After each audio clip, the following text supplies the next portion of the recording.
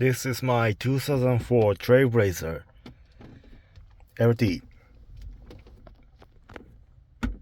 When you're going to install aftermarket radio like this one is cheap Chinese one, $20.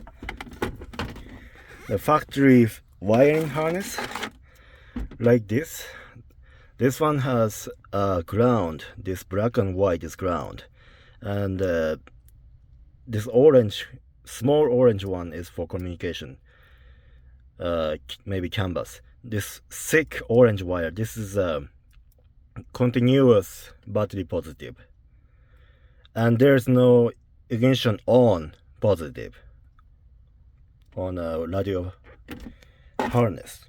That's why when you turn on the car, the aftermarket radio will not turn on.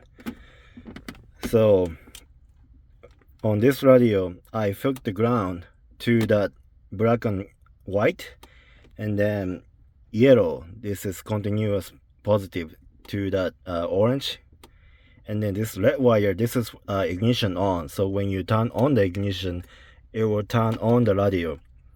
This wire has nowhere to go, so I connected the wire to the HVAC connector.